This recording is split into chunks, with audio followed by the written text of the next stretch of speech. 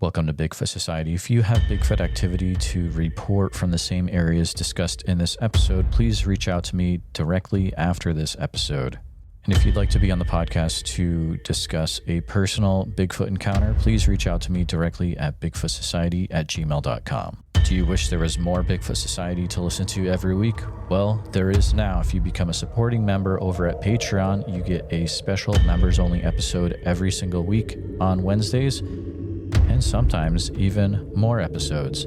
Head on over to patreon.com/the Bigfoot Society. And now let's get on with the show.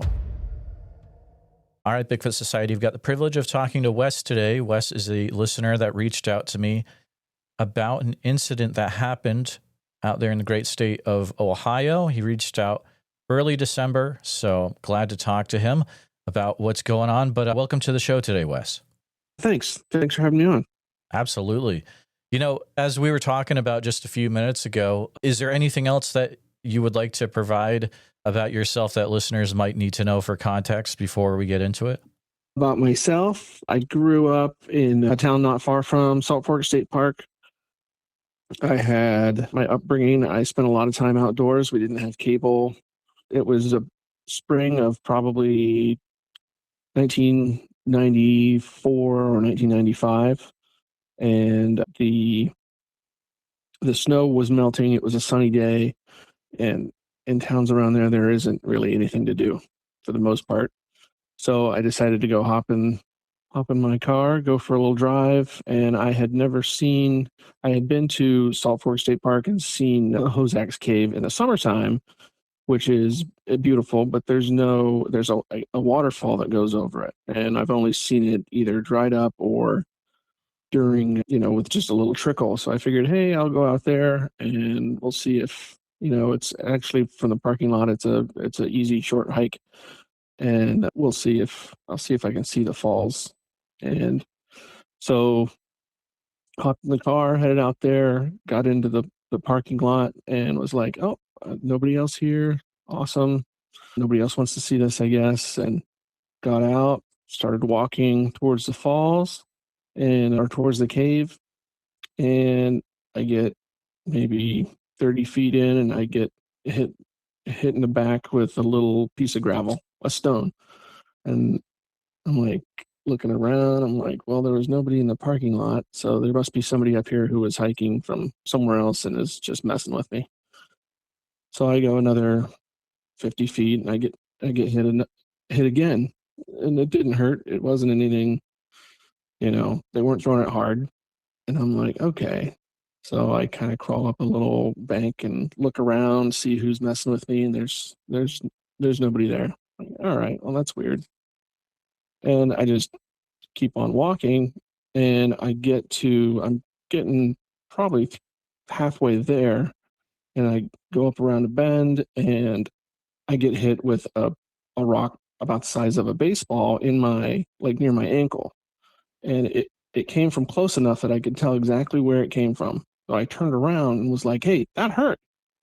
And I'm kind of peering around, and I see a pair of eyes, and I'm like, hey, that hurt. And they just stare at me, and I'm just kind of glaring at them. And then I'm like, well, something's off here. What's going on here? And I could tell I was close enough. I was probably 5, 6, no more than 10 feet away from them. And I could see that the whites of their eyes, for us, was not white. It was black. And I just kind of furrow my brow. I'm like, what? And then I kind of figured out. I started looking at the skin. So the face was mainly covered. I could see from about the middle of the nose up, and it looked like they had a ghillie suit on their head, so a bunch of long grass and whatnot. And I'm like looking, and I'm like, well, and then I look under the eyes, and I looked long enough that I could see kind of like cheek pads, like you would see on a male orangutan, or at least that's what I perceived at the time. And I'm like, what the heck? And then I glance, I'm like thinking about this, and I'm like, well, that's not a person. And I turn and I get the heck out of there. And I get back to the parking lot, and still no cars. And I take off, go back home, and tell my brother and my friend who's there, and they're like, okay, sure thing. Okay, Wes. And nobody believed me, of course. So I just kind of put it at the back of my mind. It's like, okay, well, that was weird. And like I said, grew up with no cable, no, internet wasn't really a thing quite yet then. And a couple years down the road, I'm watching a show on, I think, Discovery Channel or something about Bigfoot, and and somebody comes on and he's like, "Yeah, Salt Fork, Hosak's Cave, the Ohio Grassman." I'm like, "What?" And so I'm like, "No way that I actually saw that. I did not know that other people had seen that." And so I'm pretty sure I saw the Ohio Grassman. And when I thought about it a little bit more, it's like, why would it be throwing rocks at me, right? So I'm walking towards a water source right in the springtime as the snow's melting and whatnot, and all I could figure was maybe I was walking towards the water source, and maybe its family was there drinking, or maybe it was territorial of the water source, perhaps. And I was close enough to it that if it wanted to hurt me, it could have hurt me. When I was kind of looking it in the eyes, I'm like, kind of glance at the falls and then glance back at it, and I'm like, oh. And it didn't look angry. It didn't have a furrowed brow. It was just like, okay, he gets it. And it kind of turned and ducked behind the bank. And like I say, I turned and got out of there, but didn't feel, you know, like it was evil or a monster or out to get me or anything like that. That's extremely interesting, Wes. And you said this was in the Hosak's Cave area? Yeah. Yep. Okay. Have you ever done any research to see about the other incidents that have happened in Salt Fork State Park over the years? Not really digging too deeply. I know that there's been other sightings in the park nearby, and that makes sense. It's a pretty rural area, and I mean there's houses and whatnot out there, but I mean it's a protected area. It's a state park, so there's no industry. There's no housing developments. It's pretty rural, so it makes. I mean, in hindsight, it makes sense. If I was a creature, that's where I'd probably want to be. Oh, absolutely. It's a large piece of land for that part of the country. It's no Pacific Northwest, as we kind of alluded to beforehand, but for that area, it's a big piece of area for a state park for sure. A few questions that I wanted to ask you about this. When you were hit with the rock the size of a baseball, which is pretty, I mean, that's a good sized rock. Did that cause any damage to your ankle, or? It hit me above the ankle, like lower calf. I did have an abrasion, but nothing. You know, if it, I was close enough that if it wanted to hit me in the head and eat me, it could have. So, but yeah, I had some scrapes on my lower leg, but nothing. I don't even think I had a bruise. But And you said but this was. Oh, go ahead. It's been 30 years. It's True, been 30 yeah. years. So right. 30 years, that's a while to remember back, but it feels like the way you tell it, that it's pretty fresh in your mind still. You said it was about 10 feet away from you when you first saw it? Yeah. Yeah. And yeah, like I said, it had like a grass. I mean, I don't want to say a grass hat on, but it had like a ghillie suit. Like it looked like it was trying to conceal itself, and it had straw over its head and long grass over its head. And like I say, I didn't realize there was even an Ohio Grassman until a couple of years later. Mm-hmm. And I'm like, you got to be kidding me. Was so let's see, was it sitting down on its haunches or was it standing or how was it when you first saw it? So it was behind an embankment, and there was a downed tree that was on top of that embankment. So it was peering over that, and I couldn't see. All I could see was basically from the bridge of the nose to, just above the eyes. Everything else was either behind the tree or covered in grass. Were you able to see a shape to the head at all since you could see that top part of the head? No, not really. I mean, it looked like a big pile of, leaves. But I did not get like a sense of like you're thinking of like the cone head type Right. of a thing. Yeah, I didn't necessarily get that sense. Gotcha. Were you able to see any ears at all? Nope. From what you could see, and it's interesting because not seeing all the head, but were you able to get any idea of how wide across the head was or how big this head was that you were seeing? Yeah, I didn't get a sense that it was at least the eyes and the head didn't seem like it was any bigger than a human's, because the first second or two I was telling it, hey, that hurt, it didn't even register that it wasn't a person, wasn't a human. So, but yeah, it didn't seem huge, didn't seem angry, thank goodness. Right. No, exactly. When you said, "Hey, that hurt," did it seem to react to when you were yelling at it in any way? Nope. Okay. Just kind of a dead stare. Yes. Yeah. Like I said, it didn't feel like it was glaring at me or anything. It just was like looking at me. And once I figured out what I was kind of looking at and had the oh crap look on my face, then it just kind of turned and ducked back behind the bank and the log.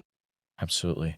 It sounds like, or I guess I'll ask you in this way: the hair on top of the head, was it more coming down over the face, or was it kind of growing in a way that it was going back, forehead, and then up towards the top of the head?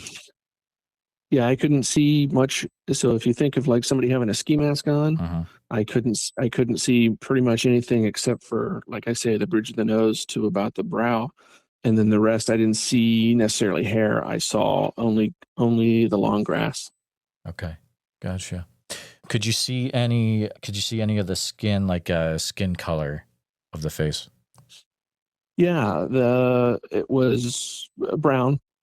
Like I say, the cheek, it looked like it had cheek pads, which it could be just baggy, baggy weathered skin, the black sclera, I think it's called, the white our eyes, and the eyes, the color of our eyes, it was kind of like a golden brown, golden yellow. Interesting. So you could see kind of the color of the skin. Could you get a feel as to if it was smooth skin or was it weathered, anything like that? Yeah, it was weathered. It was more of a leathery kind of a thick look to it. Interesting. Could you see anything regarding the forehead, if it was a larger forehead or maybe even if there was like a brow ridge above the eyes, anything like that? No, not that I remember. I just remember seeing the eyes and, like I say, that long dry grass. Um, what were the sounds in the forest like that day when you were walking up to that area and then started to get stones thrown at you? Yeah, I don't remember nothing outside of ordinary for that time of year. So probably some birds chirping, but nothing that, like I say, growing up with no cable, spent lots of time in the woods, and nothing popped out at me as, oh, that's weird. except for the obvious. Right, yeah. Except for the Bigfoot 10 feet away. It's kind of Right. a day changer for sure. I'd be thinking about that every day. Were That's there like, I have, I have yeah, been. absolutely. I don't blame you. I do not blame you. Were there any sounds from the Bigfoot itself, or any Nope. communication of any ways? Nope. Besides eye contact, no. At any point in the interaction, did you start to feel different emotionally or physically besides getting hit with a rock? No. When I think back, I think, I mean, in my memory, I processed, okay, I'm walking towards the water source. Oh, he must have family. It must have other ones down there. So it's protecting the water source. Kind of popped into my head. I wouldn't say that it projected a psychic image of that or message of that to me, like some accounts. If it did, it was subtle enough for me to think it was me figuring it out. Sure. And I mean, the thing is that, you only saw the top of its head. You don't know what was going on behind that area you couldn't see, or maybe there was a little one on its back. Like, you have no idea what you Yeah. may have potentially been walking into, really. Yeah. Yeah, absolutely. And I know where I was on the trail. If I'd have gone further, if I'd have gone further up the trail, another 15, 20 feet, I would have been able to see the falls or see the cave, assuming there were falls. And so it makes sense that it would, choose a bigger rock when I got around that area, if that's what it was, trying to do. Absolutely. Have you ever been back to that park since this happened? Not that I recall. I wouldn't be. No, I couldn't have, because if I was, I'd be looking at everything. I would be looking at everything differently. So I'm pretty sure I know for a fact I haven't been out there since then. Absolutely. That was kind of a leads into a question I was going to ask you next is, how has this affected you being in the woods since that day in the early 90s? Yeah, well, not a whole, just like I was just saying, if I was out there again, I'd be looking at things differently, looking at things more closely. And I do that whenever I mean, I live outside of, I live in the suburbs now, so not many opportunities to get out into nature. But when I do, I'm just looking at things and it's like, is that a stump? Is that a bush? What am I looking at here? So I guess in a way, it makes me appreciate nature more, because I'm looking at things a little bit differently, or a little bit more, Mm, but not creeped out to go through the woods or anything like that. sure. Asking this because I did not get it in my notes, but remind me again what color of the hair was on what you saw. I didn't see any hair. It was all, all I could see was grass. Oh, Um, sure. Yeah, right. Okay. Well, I guess I can ask it this way. Was it a grass that looked like it was more dead grass or live green? it looked like it was dead grass, so it was light, like a light brown, like dry long grass. So I mean, I suppose if it had blondish hair, it would have blended in. But all I recall seeing was the kind of the grass and sticks and stuff. Interesting. After this happened, how long was it before you had any conversations regarding what you saw? Oh, within half an hour, I hightailed it home and told my brother and my best friend, who were teenagers at the time, and they were like, okay, sure. So, which is typical when you tell a story like that. It's like, okay, buddy. Unfortunately, it is par for the course usually with these accounts. Was there anyone that believed you when you would tell what happened to you that day? Only more recently, I told somebody, and they were like, "Oh, when I was in the Pacific Northwest, we were hiking from somewhere to the ocean and to the shore, and something big was following us. A couple things that were big were following us, and the trail guide said, just keep on going. You're fine. They're fine. Just keep on walking." Mm.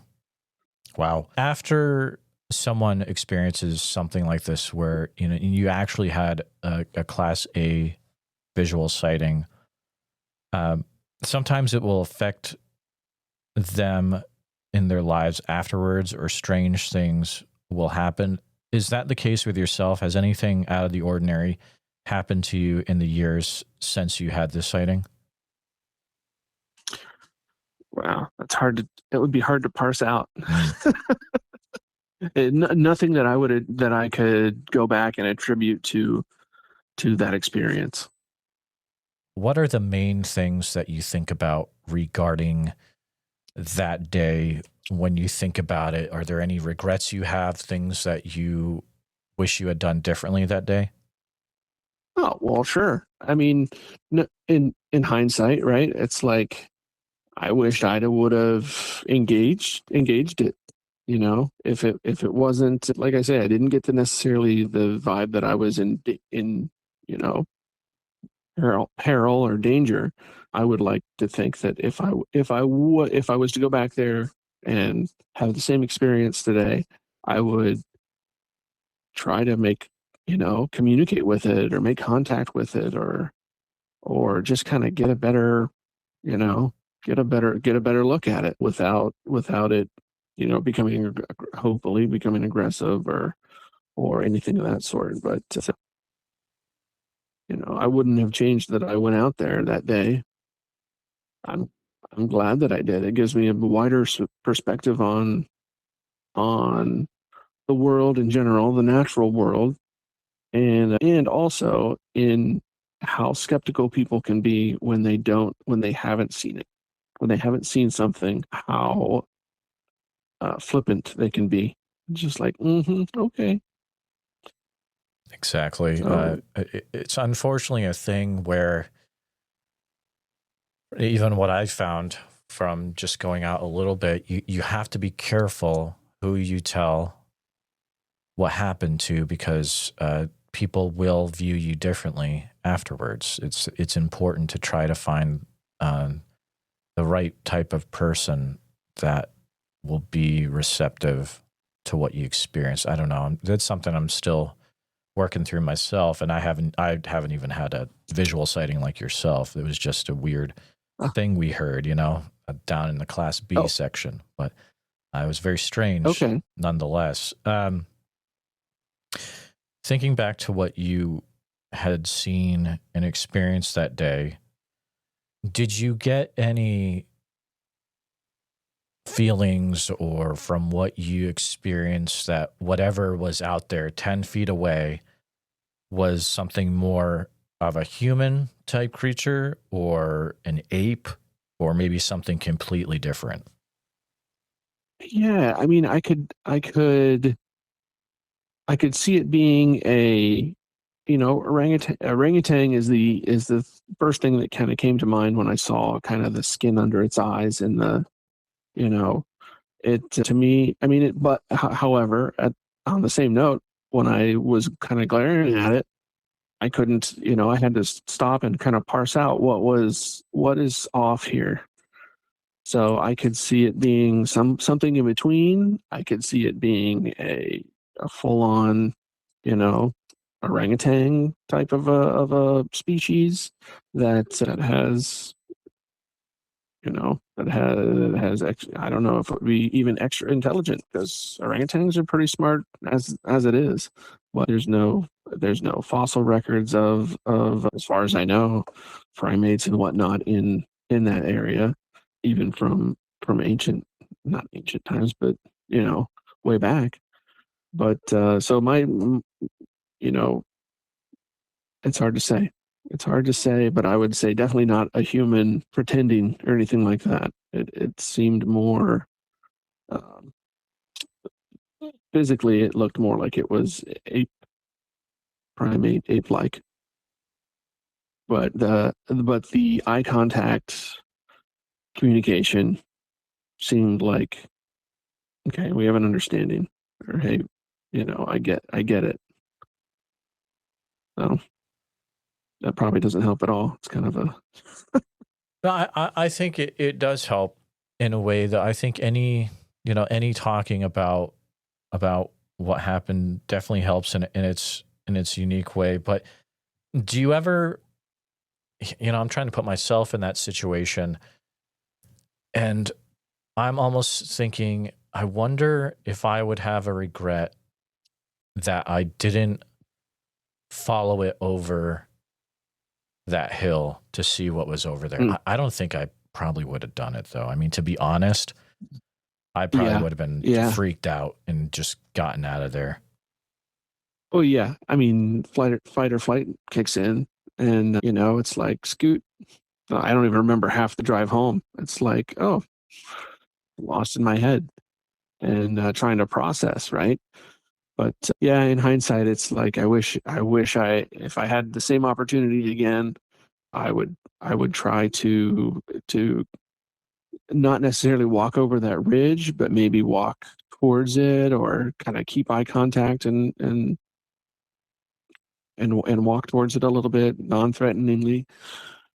But who knows Absolutely. in the moment what anybody does. And that's the trick, it's easy for, I think sometimes when you listen to people giving accounts and you can be like, oh, I would have easily done this, or but Hmm. when you get in that situation, it's a whole different ball game. That's what I'm learning myself as I start to go But out. But have you, being in that area, have you ever heard any other accounts of people seeing similar things? Not, I guess, not so much in the Salt Fork area, but maybe in the region around this part of Ohio.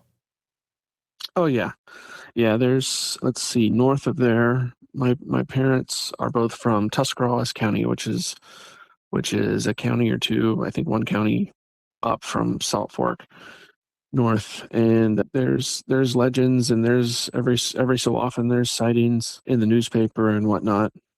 But and that's the foothills of the Appalachian Mountains. I mean, that's where they are just rolling hills, and it's still pretty lush, but a lot of it is farmland. But wherever there is, wooded areas, it's pretty thick. And I, I've had another, when I was younger, I had another experience, which With a is with a Bigfoot, you think, or I think so, which is probably sounds, I mean, it all sounds unbelievable, right? I was probably 11 or 12, and I was out at my uncle's place, which is Sugar Creek, Ohio, and we would spend all summer there. And there was a wooded area behind his house that was on a bank. It was a hill, and we used to go back there and swing on vines and stupid stuff. And I was, you know, it was summertime, and I'm kind of going through the woods, and I hear something hitting a tree with a log, bank, bank, bank. I'm like, oh, that wasn't very far away. So I pick up a branch and bank, bank, bank, and just kind of look around and listen. And it happened again, bank, bank, bank. And I replied, and I'm looking up the hill, and this is probably 30 feet away, but was something that looks like a small gorilla peeks out from the side of a tree, and all I could see was silhouette, but it did have a like a cone head, and I'm just staring at it, of course, right? And it popped back behind the tree, and I got the heck out of there. And of course, I told my uncle, and he's like, okay, you know.